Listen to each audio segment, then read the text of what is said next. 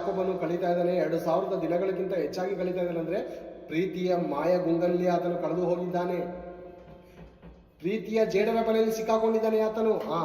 ನಾವು ಈ ರೀತಿ ಇದೀವಾ? ನಿನ್ನ ಬುಗ್ಗೆಯು ದೇವರ ಆಶೀರ್ವಾದವನ್ನು ಹೊಂದಿರಲಿ. 17ನೇ ವಚನ ಪ್ರಿಯರೇ, 17ನೇ ವಚನ. ಅವು ನಿನ್ನೊಬ್ಬನಿಗೋಸ್ಕರವೇ ಹರಿಯಲಿ, ಪರರು ನಿನ್ನೊಂದಿಗೆ ಸೇರಿ ಕುಡಿಯಬಾರದು. ಆಲೋಚನೆ ಮಾಡ್ಕೊಳ್ಳಿ ಈ ಮಾತು. ನೀನು ನಿನ್ನ ಹೆಂಡತಿಯ ಜೊತೆ ಸುಖವಾಗಿ ಇರುವಾಗ ಆತಳು ನಿನ್ನ ಜೊತೆ ಸುಖವಾಗಿರ್ತಾಳೆ. ನೀನು ಪರ ಸ್ತ್ರೀಯ ಜೊತೆ ಸುಖವಾಗಿರ್ಬೇಕು ಅಂದುಕೊಂಡಾಗ ನಿನ್ನ ಹಾಗೆ ನಿನ್ನ ಮಡದಿ ಇಷ್ಟ ಇಲ್ವಾ? ನಿನ್ನ ಹಾಗೆ ನಿನ್ನ ಮಡದಿಗೂ ಇಷ್ಟ ಇರುತ್ತೆ ಅಲ್ವಾ? ಆಸೆಗಳಿರುತ್ತೆ ಅಲ್ವಾ? ಆಕಾಂಕ್ಷೆಗಳಿರುತ್ತೆ ಅಲ್ವಾ? ಮಕ್ಕಳನ್ನು ಎತ್ತಬೇಕು, ಆ ಪುಟ್ಟ ಪುಟ್ಟ ಮಕ್ಕಳನ್ನು ನಾನು ತಿನ್ನಿಸಬೇಕು, ಉಣಿಸಬೇಕು, ಅವ್ರಿಗೆ ಸ್ಕೂಲ್ ಶಾಲೆಗಳಿಗೆ ಕಳಿಸಬೇಕು ಅಂತ ಆಸೆಯಿಂದ ನಿನ್ನಿಂದ ಮಗು ಹೊಂದಬೇಕು ಅಂತ ಇರುವಾಗ ನೀನು ಪರ ಸ್ತ್ರೀಯಲ್ಲಿ ಮೋಹಿತನಾಗಿ, ಪರ ಹೆಂಡತಿಯರಲ್ಲಿ ನೀನು ಮೋಹಿತನಾಗಿ ಹೋಗುವಾಗ ಆತಳು ಏನು ಮಾಡ್ತಾಳೆ ಅಂತ ವಾಕ್ಯ ಹೇಳುತ್ತೆ ನೋಡಿ. ನಿನ್ನ ಬುಗ್ಗೆಯು ಅವು ನಿನ್ನ ಒಬ್ಬನಿಗೋಸ್ಕರವೇ ಹರಿಯಲಿ, ಪರರು ನಿನ್ನೊಂದಿಗೆ ಸೇರಿ ಕುಡಿಯಬಾರದು. ಅಂದ್ರೆ ಪರರು, ನೀನು ಆತಳ ಜೊತೆ ಸುಖ ಸಮಾಧಾನವಾಗಿ ಜೀವನ ಕಳೆದ ಹೋದಾಗ, ಸಂಸಾರ ಮಾಡದೇ ಇದ್ದಾಗ ಆತಳು ಪರ ಪುರುಷನ ಮೇಲೆ ಕಣ್ಣಿಡುತ್ತಾಳೆ. ಅವಳಲ್ಲಿ ಹೋಗಿ ಆಮೇಲೆ ನೀನು ಸೇರುವಾಗ ನಿನಗೆ ರೋಗ ಬರುತ್ತೆ, ನಿನ್ನ ಮಕ್ಕಳಿಗೆ ರೋಗ ಬರುತ್ತೆ, ಹುಟ್ಟುವಂತ ಮಕ್ಕಳಿಗೆ ರೋಗಗಳು ಬರುತ್ತೆ. ಅದಕ್ಕೆ ಪರರು ಸೇರಿ ಅವು ನಿನ್ನೊಬ್ಬನಿಗೋಸ್ಕರವೇ ಇರಲಿ. ನೀನು ನಿನ್ನ ಹೆಂಡತಿಗೋಸ್ಕರನೇ ಇದ್ರೆ ಅವಳು ನಿನಗೋಸ್ಕರನೇ ಇರ್ತಾಳೆ. ಪರರು ನಿನ್ನೊಂದಿಗೆ ಸೇರಿ ಕುಡಿಯಬಾರದು. ನಿನ್ನ ಬುಗ್ಗೆಯು ದೇವರ ಆಶೀರ್ವಾದವನ್ನು ಹೊಂದಲಿ, ನಿನ್ನ ಯೌವನ ಕಾಲದ ಪತ್ನಿಯಲ್ಲಿ ಆನಂದಿಸು. ಯಾಕೆ ಪರಪುರುಷನಲ್ಲಿ ಇಷ್ಟಪಡ್ತಾ ಇದೆಯಾ? ಪರಪುರುಷನಲ್ಲಿ ಯಾಕೆ ಮೋಹ ಪಡ್ತಾ ಇದೆಯಾ? ಪರ ಹೆಂಡತಿಯಲ್ಲಿ, ಪರ ಹುಡುಗಿಯಲ್ಲಿ ಯಾಕೆ ಮೋಹಿತನಾಗ್ತಾ ಇದೆಯಾ? ನಿನ್ನ ಯೌವನ ಕಾಲದ ಪತ್ನಿಯಲ್ಲಿ ಆನಂದಿಸು. ಆಕೆ ಮನೋಹರವಾದ ಜಿಂಕೆಯಂತೆಯೂ ಅಂದವಾದ ದುಪ್ಪಿಯ ಹಾಗೂ ಇರುವಳಲ್ಲ. ನಿನ್ನ ಹೆಂಡತಿ ನಿಂಗೆ ಚೆನ್ನಾಗಿ ಕಾಣ್ತಾ ಇಲ್ವಾ? ನಿನ್ನ ಹೆಂಡತಿ ನಿಂಗೆ ಚೆನ್ನಾಗಿ ಕಾಣ್ತಾ ಇಲ್ವಾ? ಹಾಗಾದ್ರೆ ಪರರಿಗೆ ಆತಳು ಜಿಂಕೆಯಂತೆ ಕಾಣ್ತದೆ. ಯಾಕೆ? ನೀನು ಕರೆಕ್ಟಾಗಿ ನೋಡ್ಕೊಂಡಿದ್ರೆ, ನೀನು ಕರೆಕ್ಟಾಗಿ ಆತಳ ಒಟ್ಟಿಗೆ ಸಂಸಾರವನ್ನು ನಡೆಸ್ಕೊಂಡು ಹೋದ್ರೆ ಆತಳು ನಿನಗೋಸ್ಕರ ಇರ್ತಾಳೆ ಬೇರೆ, ನಿಮಗೋಸ್ಕರ ಇರ್ತಾಳೆ. ಏನ್ ಬೇರೆ ನನಗೊಂದು ಅರ್ಥ ಆಯ್ತಾ ಇಲ್ಲ, ಈಗ ಅರ್ಥ ಆಯ್ತೈತೆ, ಈ ಬೈಬಲ್ ಓದ್ಮೇಲೆ ಅರ್ಥ ಆಯ್ತೈತೆ. ಅನೇಕರು ಏನು ಮೇಕಪ್ ಮೇಲೆ ಮೇಕಪ್ಪು, ತುಟಿಗೆ ಲಿಫ್ಟಿಕ್ ಬೇರೆ, ಎಂತಕ್ಕೆ ಬೇರೆ? ಇವಾಗ ಗಂಡ ನೋಡ್ಬೇಕು ಅಂತ ಇದ್ರೆ ಹೇಗಿದ್ರು ನೋಡ್ತಾನೆ, ಓಕೆನಾ?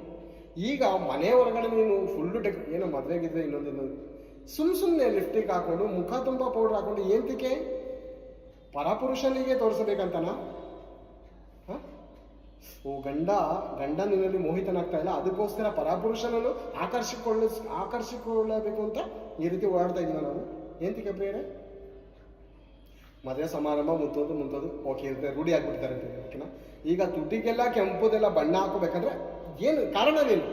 ಅರ್ಥ ಮಾಡ್ಕೊಳ್ಳಿ, ಕಾರಣವೇನಮ್ಮ? ಕಾರಣವೇನು? ಅದೇ ಹೇಳ್ತಾ ಇದೆ ದೇವರು. ಆಕೆ ಮನೋಹರವಾದ ಜಿಂಕೆಯಂತೆಯೂ ಅಂದವಾದ ದುಪ್ಪಿಯೂ ಹಾಗೂ ಇರುವಳಲ್ಲ. ಆಕೆಯ ಸ್ಥಾನಗಳು ನಿನ್ನನ್ನು ಸರ್ವದಾ ತೃಪ್ತಿಪಡಿಸಲಿ, ಆಕೆಯ ಪ್ರೀತಿಯಲ್ಲೇ ಲೀನನಾಗಿರು.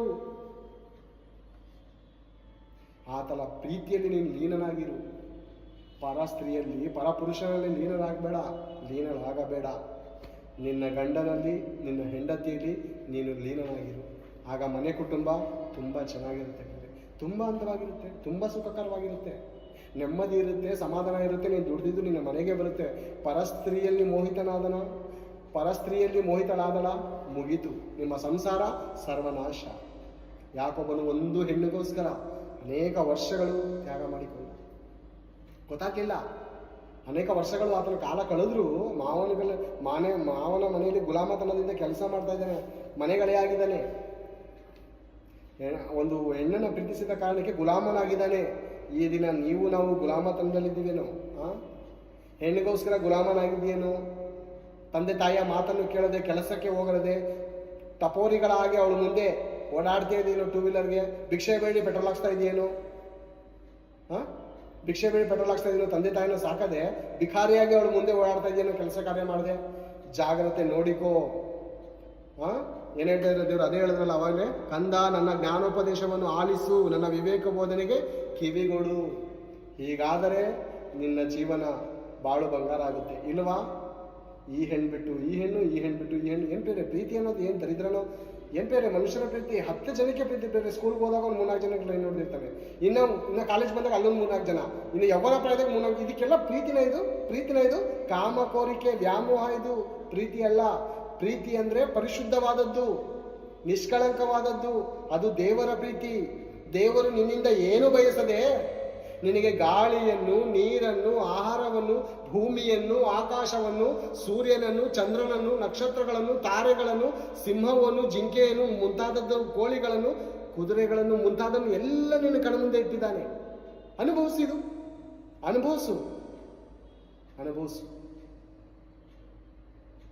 ನಿನ್ನ ಹೃದಯದಲ್ಲಿ ಒಂದೇ ಒಂದು ಸ್ಥಳ ಕೊಡು. ನಿನ್ನ ಹೃದಯದಲ್ಲಿ ಕೇವಲ ಒಂದು ಚಿಕ್ಕ ಜಾಗ ಕೊಡು, ಚಿಕ್ಕ ಗುಡಿ ಕೊಡು ನನಗೆ. ನಿನ್ನ ಮನೆಯಲ್ಲಿ ದೊಡ್ಡ ಗುಡಿ ಕಟ್ಸಿರ್ತೀಯ. ನಿನ್ನ ಹೃದಯದಲ್ಲಿ ಸ್ಥಳ ಇಲ್ವಾ ದೇವರಿಗೆ? ಇಲ್ಲ. ಅದಕ್ಕೆ ಯೇಸು ಸ್ವಾಮಿ, ಈಗೋ ಬಾಗಿಲಲ್ಲಿ ನಿಂತುಕೊಂಡು ತಟ್ಟುತ್ತಾ ಇದ್ದೇನೆ, ಯಾರಾದರೂ ನನ್ನ ಸ್ವರಕ್ಕೆ ಕಿವಿ ಕೊಟ್ಟರೆ ನಾನು ಒಳಗೆ ಪ್ರವೇಶ ಮಾಡ್ತೇನೆ. ಏನ್ ಬೇರೆ, ಭೂಮಿ ಆತನದ್ದು, ಸರ್ವಲೋಕ ಆತನದ್ದು, ನಾವು ಆತನವರೇ. ನಮ್ಮ ಬಳಿ ಪರ್ಮಿಷನ್ ಕೇಳ್ತಾ ಇದ್ದಾನೆ ಅಂದ್ರೆ ನಮ್ಮನ್ನು ಎಷ್ಟು ಸ್ವತಂತ್ರನಾಗಿ ಹುಟ್ಟು ಮಾಡಿದ್ದಾನೆ ಪ್ರೇರೆ. ಅಂದ್ರೆ ಪ್ರೀತಿ 2 ಸೈಡ್ ಇರಬೇಕು. ಒಂದ್ ಸೈಡ್ ಇದ್ರೆ ಡಿವೋರ್ಸ್ ಆಗ್ಬಿಡುತ್ತೆ. ಮದುವೆ ಆದ್ರೆ 2 ಕಡೆ ಒಪ್ಪಂದ ಇರಬೇಕು. ಓಕೆನಾ? ಈಗ ಹೆಣ್ಣು ಪ್ರೀತಿಸಿರ್ತಾಳೆ ಬೇರೆಯವ್ರನ್ನ, ತಂದೆ ತಾಯಿ ಹಿಂಸೆ ಮೇರೆಗೆ ಮದುವೆ ಆಗ್ಬಿಡ್ತಾಳೆ. ಈಗ ಏನ್ ಮಾಡ್ಬೇಕು? ಪ್ರಿಯತಮನ ನೆನಪು, ಕನಸು. ಪಾಪ ಗಂಡಸ್ ಬೇರೆ, ಮದುವೆ ಆಗಿದ್ದು ಗಂಡು ಬೇರೆ, ಪ್ರೀತಿ ಪ್ರೇಮದ ಫಿಲಮ್ಗಳು ಎಲ್ಲ ಬರ್ತಾರಲ್ಲ, ಪ್ರೀತಿ ಪ್ರೇಮನೇ ಫಿಲಮ್ ಕರ್ಕೋಯ್ತಾನೆ, ಫಿಲಮ್ ಟಾಕೀಸಲ್ಲಿ ನೋಡ್ತಾ ಇರ್ತಾರೆ. ಈತನೇ ನನ್ಗೆ ಗೊತ್ತಾನೆ, ಆ ಹುಡುಗನೇ ಹೀರೋನೇ, ನಾನು ಹೀರೋಯಿನ ಹೆಂಡತಿ ಅನ್ಕೊಂಡಿರ್ತಾನೆ ಇವನು. ಆತಲೇನು ಅನ್ಕೊಂಡಿರ್ತಾಳೆ, ಈ ದರಿದ್ರದವ್ನು ಯಾವಾಗ ಬಂದು ಸಿಗಾಕೊಂಡ ನನಗೆ. ಆ ಹೀರೋ ಇವನು ಹಳೆ ಪ್ರೇಯಸ ಆಗಿರ್ತಾನೆ, ಹೀರೋಯಿನ್ ಇವಳಾಗಿರ್ತಾಳೆ. ಪಾಪ ಇವನು ಅಮಾಯಕ ಆ ರೀತಿ ಕನ್ಸ್ಕೊಂಡಿರ್ತಾನೆ, ಅವಳು ಅಮಾಯಕಿ ಆ ರೀತಿ ಕನ್ಸ್ಕೊಂಡಿರ್ತಾನೆ. ಸ್ಕೆಚ್ ಹಾಕಿ ಕರ್ಕೊಂಡು ಹೋಗಿ ನೀರು ತಳ್ಳುವಂಥದ್ದು, ಅಥವಾ ಬೆಟ್ಟದಿಂದ ತಳ್ಳುವಂಥದ್ದು, ಅಥವಾ ಮರ್ಡರ್ ಮಾಡಿ ಮೂಟೆ ಕಟ್ಟಿ ಫ್ರಿಜ್ಜಲ್ಲಿ ಹಾಕುವಂಥದ್ದು, ಇನ್ನೊಬ್ಬ ಪ್ರೇಯಸ ಸೇರ್ಕೊಂಡು. ಮದುವೆ ಆಗ್ಬೇಕಾದ್ರೆ ಜಾಗ್ರತೆ ಪ್ರಿಯರೇ. ನೀವು ಹೆಣ್ಣನ್ನ ವಿಚಾರಿಸಿ. ಮೊದಲು ಹೆಣ್ಣು ಮದುವೆ ಆಗೋದಕ್ಕೆ ಭಯ ಪಡ್ತಾ ಇದ್ವಿ, ಗಂಡು ಭಯ ಪಡೋ ರೀತಿಯಲ್ಲಿ ಆಗ್ಬಿಟ್ಟಿದೆ. ಯಾವನ ಜೊತೆ ಏನು ಸಂಬಂಧ ಮಾಡಿಕೊಂಡೋಳು, ಅವನು ಇವನು ಸೇರಿ ಯಾವ ಸ್ಕೆಚ್ ಆಗಿ ನನ್ನ ಮರ್ಡರ್ ಮಾಡಿ ಮೂಟೆ ಕಟ್ತಾರೋ ಅಂತ ಭಯ ಆಗಿದೆ. ಮದುವೆ ಆಗ್ಬೇಕಾದ್ರೆ ಬಹಳ ಜಾಗ್ರತೆಯಿಂದ ಅವಳ ಹತ್ರ ಕಳ್ಕೋಗಿ ಒಂಟಿಯಾಗಿ, ನೀನು ಯಾರಿಗಾದ್ರೂ ಇಷ್ಟಪಟ್ಟಿದ್ರೆ ತಾಯಿ ಹೇಳಮ್ಮ, ನಾನೇ ನಿಂತು ಮದುವೆ ಮಾಡಿಸ್ತೀನಿ, ನನ್ನ ಪ್ರಾಣ ಮಾತ್ರ ತೆಗಿಬೇಡಮ್ಮ ಅಂತ ಒಪ್ಪಂದ ಮಾಡ್ಕೊಂಡು ಮದುವೆ ಆಗಿ. ದಯವಿಟ್ಟು ಯಾಮಾರಕ್ಕೆ ಹೋಗ್ಬೇಡಿ. ಈಗ ನೋಡ್ತಾ ಇದ್ದಿಲ್ಲ ಪ್ರೀತಿ ಪ್ರೇಮದ ಫಿಲಮ್ಗಳನ್ನು ನೋಡಿ, ಎಲ್ಲರೂ ಪ್ರೇಯಸರೇ ಆಗ್ಬಿಟ್ಟಿದ್ದಾರೆ. ಎಲ್ಲರೂ ಪ್ರಿಯತಮರೇ, ಎಲ್ಲರೂ ಪ್ರೇಯಸಿಗಳೇ. ತಂದೆ ತಾಯಿಗೆ ಒಳಪಟ್ಟು ಜೀವಿಸುವಂಥ ಮಕ್ಕಳುಗಳು ಬಹಳ ಕಡಿಮೆ. ಅವರಲ್ಲಿ ನೋಡಿಕೊಂಡು ಬಹಳ ಜಾಗ್ರತೆಯಿಂದ ಫಾಲೋ ಮಾಡಿ, 6 ತಿಂಗಳು ಫಾಲೋ ಮಾಡಿ. ಮದುವೆ ಸ್ವಲ್ಪ 6 ತಿಂಗಳು ಲೇಟಾಗಿ ಆಗಲಿ ಪರವಾಗಿಲ್ಲ. ಹೆಣ್ಣು ನೋಡಿದ್ವಾ, ಎಂಗೇಜ್ಮೆಂಟ್ ಆಗೋಕ್ಕಿಂತ ಮುಂಚೆ 6 ತಿಂಗಳು ನೀವು ಅವ್ರನ್ನ ಫಾಲೋ ಮಾಡಿ, ಅವ್ರು ನಿಮ್ಮನ್ನು ಫಾಲೋ ಮಾಡಲಿ. ಓಕೆನಾ? ಹುಡುಗ ಹುಡುಗಿಗೆ ಫಾಲೋ ಮಾಡಲಿ, ಹುಡುಗಿ ಹುಡುಗನ ಫಾಲೋ ಮಾಡಲಿ. ಎಲ್ಲಿ ಹೋಯ್ತಾ ಇದ್ದಾನೆ, ಎಲ್ಲಿ ಬರ್ತಾ ಇದ್ದಾನೆ, ಯಾವ ಜೊತೆ ಸಂಬಂಧ ಮಾಡಿಕೊಳ್ಳೋ ಅಂತ ನೀನು ವಿಚಾರಿಸಮ್ಮ, ನಿಮ್ಮ ಮನೆಯವರು ವಿಚಾರಿಸಿ, ಅವನು ಕೂಡ ವಿಚಾರಿಸಲಿ. ಓಕೆನಾ? ಈ ರೀತಿ ಇದ್ರೆ ನಿಮ್ಮ ಜೀವನ ಬಹಳ ವರ್ಷ ನಾವು ಸಾಧಿಸ್ಬೇಕು ಪ್ರೇರೆ. ಗಂಡ ಹೆಂಡತಿರ ಸಂಬಂಧ 1 ವರ್ಷಕ್ಕೆ ಮುಗಿಯುವಂಥದ್ದಲ್ಲ. ತಂದೆ ತಾಯಿಯ ಸಂಬಂಧ ಹೆಣ್ಣು ಮಗಳು 20 ವರ್ಷ ಆಗೋವರೆಗೂ ಅರ್ಥ ಮಾಡ್ಕೊಂಡು. ತಂದೆ ತಾಯಿಗಳ ಪ್ರೀತಿ ಸಂಬಂಧ 20 ವರ್ಷ. ಮದುವೆ ಆದ ನಂತರ ಗಂಡನ ಮನೆಗೆ ಹೋಗ್ತಾರೆ. ಈ ಗಂಡನ ಮನೆಯಲ್ಲಿ ಅನೇಕರು 20 ವರ್ಷಕ್ಕೆ ವೆಡ್ಡಿಂಗ್ ಆನಿವರ್ಸರಿ ಆಚರಿಸ್ಕೊತಾರೆ, 30 ವರ್ಷಕ್ಕೆ ಆಚರಿಸ್ಕೊತಾರೆ, 40 ವರ್ಷ. ಅಂದರೆ ಸುಮಾರು 70% ಗಂಡನ ಮನೆಯಲ್ಲಿ ಅಥವಾ ಹೆಂಡತಿಯ ಒಂದು ಜೊತೆಯಲ್ಲಿ ಸಂಸಾರ ನಡೆಸುವಂಥದ್ದಾಗಿರ್ತದೆ. ಇದು ಉದ್ದದ ಪ್ರಯಾಣ. ಈ ಪ್ರಯಾಣನೂ ಕುರಿತು ನೀವು ಆಲೋಚನೆ ಮಾಡಿ. ನಾನು ಕುಡ್ಕೋತಾರಂತ ಗಾಡಿ ಕರೆಕ್ಟಾಗಿ ಕರ್ಕೋಗೋತಾರ ನನ್ನ ಗಮ್ಮಿಗೆ ಸೇರಿಸುತ್ತಂತ ಆಲೋಚನೆ ಮಾಡಿ. ಡ್ರೈವರ್ ಕುಡ್ಕೊಂಡು ಫುಲ್ ಟೈಟಾಗಿ ಹ್ಯಾಂಡ್ ಮೇಲೆ ಕೂತಿದ್ರೆ ಅವನ ಜೊತೆ ನೀವು ಕೂತ್ಕೋತೀರಾ ಪ್ರೇರೆ? ಇಳಿದು ಓಡೋಗ್ಬಿಡ್ತೀರಾ, ಅಯ್ಯೋ ಎಲ್ಲೋ ಆಕ್ಷನ್ ಮಾಡ್ತಾವಂತ. ಕುಡುಕನನ್ನು, ಲುಚ್ಚನನ್ನು, ಲಫಂಗನನ್ನು, ಸಿಗರೆಟ್ ಸೇದುವವನನ್ನು. ಸಿಗರೆಟ್ ಸೇದ್ರೆ ಎಲ್ಲರೂ ತಪ್ಪು ಅಂತ ಹೇಳ್ತಾ ಇಲ್ಲ. ಭಯಂಕರ ಅಂತ ಕುಡುಕನಾಗಿರ್ತಾನೆ, ದಿನಕ್ಕೆ 30 ಸಿಗರೆಟ್ ಸೇದೋನಾಗಿರ್ತಾನೆ, ದುಡಿಯೋದು 500 ರೂಪಾಯಿ. ಎಲ್ಲ ಊದಿ ಕ್ಯಾನ್ಸರ್ ಬಂದು, ರೋಗ ಬಂದು ಆಲ್ರೆಡಿ ಸಾಯೋಕ್ ಮೂಮೆಂಟ್ ಇರ್ತಾನೆ. ಹೆಣ್ಣಿಗೆಲ್ಲೋ ನೀನು ಮದುವೆ ಐತ್ಯಾ, ಸತ್ತೋಗ್ತಾನೆ ಇನ್ನೊಂದು ವರ್ಷದಲ್ಲಿ, ಸತ್ತೋಗ್ತಾನೆ. ನೀನು ಸಂಸಾರದ ಚಿಂತೆ ಇಲ್ಲ ಅಂದ್ರೆ 30 ಸಿಗರೆಟ್ ಸೇರ್ತಾ ಇದ್ದಾನೆ. ನೀನು ಅಕ್ಕಿ ತಗೋಬರ್ರಿ, ಬೇಳೆ ತಗೋಬರ್ರಿ, ನಿಂಬೆಹಣ್ಣು ತಗೋಬರ್ರಿ ಅಂತ ಹೇಳಿದ್ರೆ ಟೆನ್ಷನಲ್ಲಿ ಕುಡಿದು ಸತ್ತೋಗ್ತಾನೆ. ಇಂಥವನ ಸವಾಸವನ್ನು ಮಾಡದೆ ಮಾನ ಮರದಿಂದ ಬದುಕುವಂಥ ಗಂಡನನ್ನು, ಅಂದರೆ ಹುಡುಗನನ್ನು, ಹುಡುಗಿಯನ್ನು ತಂದೆ ತಾಯಿಗಳು ನೋಡಿ ಮದುವೆ ಮಾಡಿದ್ರೆ ನಿಮ್ಮ ಮಗಳ ಬಾಳು ಬಂಗಾರವಾಗಿರುತ್ತೆ, ನಿನ್ನ ಮಗನ ಬಾಳು ಬಂಗಾರವಾಗಿರುತ್ತೆ. ಅರ್ಥ ಆಯ್ತಾ? ಒಂದು ವೇಳೆ ಮೋಸದ ಮಂಚ ಅಂದರೆ ಮೋಸದಿಂದ ಬದುಕುವಂಥ ಸ್ತ್ರೀಯನ್ನು ಕಾಮಂದಕನಾಗಿರುವಂಥ ಪುರುಷನನ್ನು ಮದುವೆ ಆದರೆ ಖಂಡಿತ ಮಾತ್ರ ಸ್ವಲ್ಪ ವರ್ಷಗಳಲ್ಲೇ ನಿಮ್ಮ ಮಕ್ಕಳ ಪ್ರಾಣವನ್ನು ಕಳ್ಕೊತೀರ. ಅದಕ್ಕೆ ಭಕ್ತರು ಒಂದು ಅದ್ಭುತವಾದಂಥ ಹಾಡಾಡಿದ್ದಾರೆ. ಮೋಜಿನ ಕುಣಿತ ಮೋಸದ ಮಂಚ ನಿನ್ನ ಎಳೆಯತೈತೋ, ದಾಸನ ಜೀವನ ಪಾಪಿಯ ಮರಣ ನಿನ್ನ ಸೆಳೆಯತೈತೋ. ಮೋಜಿನ ಕುಣಿತ ಮೋಸದ ಮಂಚ ನಿನ್ನ ಎಳೆಯತೈತೋ, ದಾಸನ ಜೀವನ ಪಾಪಿಯ ಮರಣ ನಿನ್ನ ಸೆಳೆಯತೈತೋ. ದಾಸನ ಜೀವನ ಪಾಪಿಯ ಮರಣ ನಿನ್ನ ಸೆಳೆಯತೈತೋ. ಎಲ್ ಹೊಂಟ್ಯೋ ನೀನ, ಎಲ್ ಹೊಂಟ್ಯೋ ನೀನ, ಎಲ್ ಹೊಂಟ್ಯೋ ನೀನ, ಎಲ್ ಹೊಂಟ್ಯೋ ನೀನು.